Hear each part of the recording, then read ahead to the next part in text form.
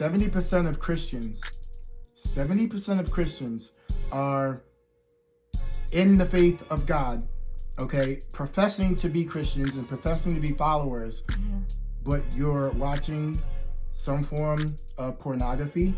That's 70%, and 40% are women. So you guys aren't off the hook either. Right. It affects both. And it's destroying marriages, right? It's destroying, and because it's a behavior that's in the world that we see in cartoons. We see it in commercials. It's all over the place. It's literally all over the place in subtle ways.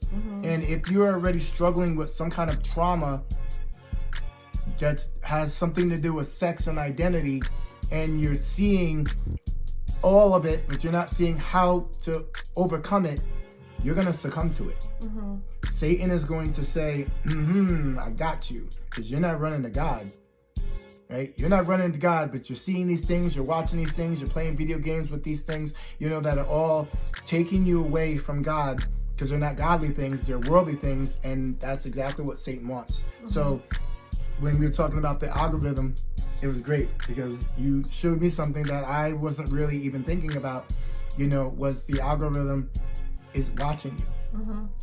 It is. The more you click on things, the more you view things. Maybe you didn't heart it or like it. It doesn't matter. You clicked on it.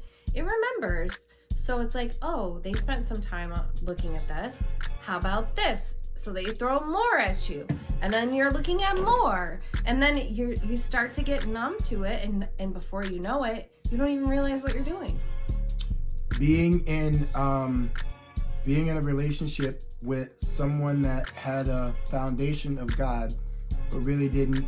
She had better morals than I did, right? Even though I was a nice, I treated people nice or whatever the case may be. But because of some of my sexual behavior, morally, I can say that, I was deplorable, in God's eyes, And then once I started to realize that I had these problems and what I was leading myself to, but then I could see how it was hurting her.